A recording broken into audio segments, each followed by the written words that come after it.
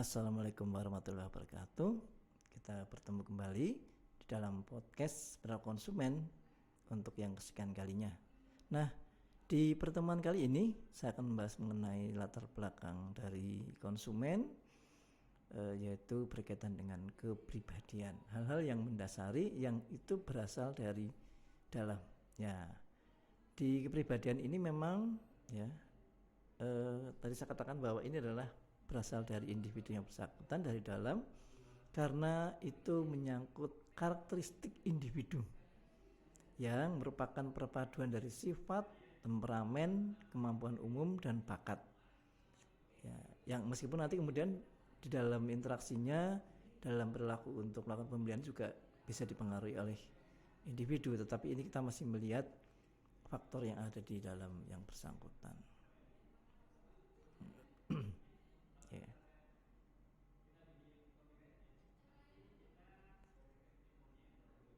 Dasar dari pribadian ini menyebabkan kemudian beberapa perilaku-perilaku yang muncul, misalnya konsumen satu dengan yang lain berbeda dalam hal menerima produk baru, ya.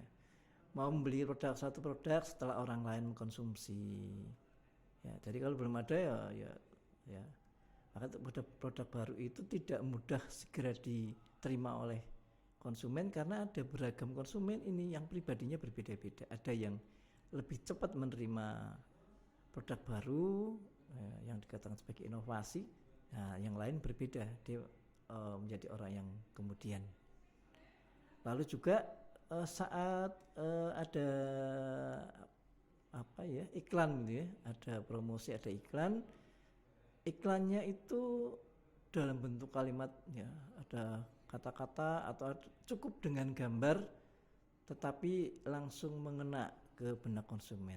Nah, dua bentuk itu menjelaskan bahwa ada konsumen yang lebih mudah menerima penjelasan lewat gambar, tapi juga ada yang justru dengan tulisan dia lebih memahami, lebih mengena gitu ya. Masing-masing tidak bisa ya, tetapi nanti prakteknya bisa dikombinasi di antara keduanya.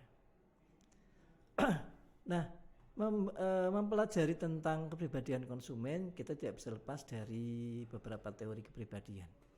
Teori yang pertama adalah teori psikoanalisis, ya, dari psikolog bernama Sigmund Freud ini ya. Kemudian nanti yang kedua adalah teori sifat, ya. Kemudian yang ketiga dari sudut pandang kognitif, ya. Oh, ini ada satu yang terlewat ya. Di teori psikoanalisis itu mungkin seperti halnya teori dua faktor ya, X dan Y, bahwa ada konsumen atau individu yang punya kepribadian cenderung buruk, tapi juga punya kecenderungan yang baik, dan ada yang juga bisa di tengah-tengah. Ya. Nah, mungkin sedikit pancingan bahwa kita mengenal ada kata-kata atau istilah orang egois dan sebagainya, ya, egois. Tetapi setelah saya mempelajari mengenai teori psikoanalisis ini, kita ada kesalahan mengenai persepsi egois. Ya. Egois yang selama ini kita kenal itu dianggap jelek, tetapi justru di psikoanalisis ini dianggap yang sangat baik malah. Mungkin nanti kita akan sebalik. Jadi kalau menyebut teman kita baik, ya kamu egois, gitu ya, berarti baik. Tapi kalau yang berbeda itu justru malah yang jelek. Nanti kita lihat lebih banyak. Teori sifat, ya. Teori sifat ya hampir sama dengan, karena sumbernya adalah dari individu, dari diri pribadi, karakteristik yang ada di individu yang bersangkutan. Nah, beberapa sifat khusus yang menggambarkan teori ini itu ada bahwa konsumen itu ada yang lebih cepat daripada yang lainnya, inovasi ya. Keinovasian ini berkaitan dengan secepat apa seseorang mengoleksi, membeli suatu produk, mengadopsi suatu produk. Itu dinamakan sebagai keinovasian konsumen. Dogmatis ini berkaitan dengan pola pikir yang cenderung tetap, mempertahankan pendapatnya atau tidak. Sama nanti di saat kemudian melakukan keputusan pembelian, kalau yang sulit itu berarti cenderung dogmatis, ya. Kalau yang tidak berarti dia lebih luwes, ya. Demikian juga yang karakter sosial. Seseorang yang mungkin ada pandangan yang misalnya ada introvert dan ekstrovert, ya. Itu hanya salah satu dari karakter sosial. Sepertinya misalnya bahwa introvert kecenderungannya dia lebih senang sendiri, ya, menikmati suasana sendiri, ya, berbeda dengan yang karakter sosial.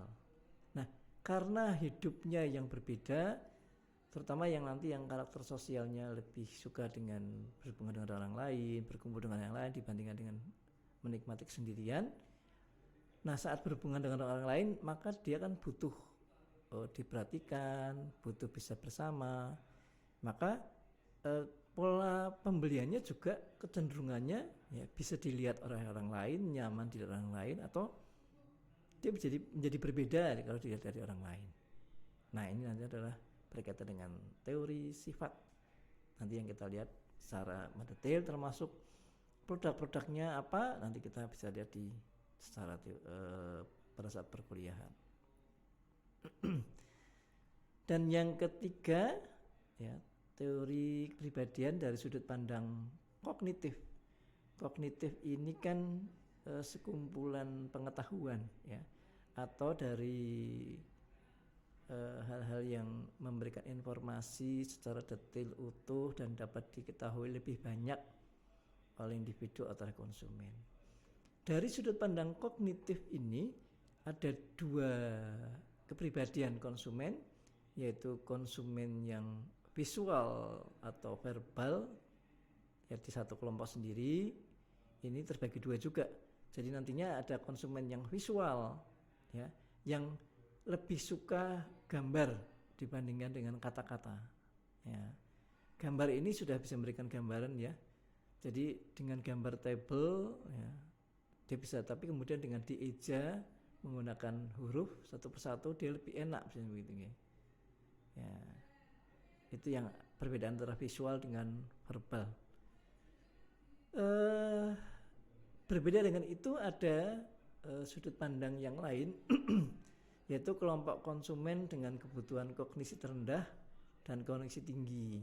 Artinya kalau konsumen yang membutuhkan kognisi tinggi, ya, dia membutuhkan informasi sedemikian rupa, bisa informasinya banyak, bisa informasinya detail, begitu, ya. Gambarnya seperti itu. Berbeda dengan yang rendah. Jadi yang rendah itu nggak butuh informasi sedemikian banyaknya. Mungkin sebagai gambaran,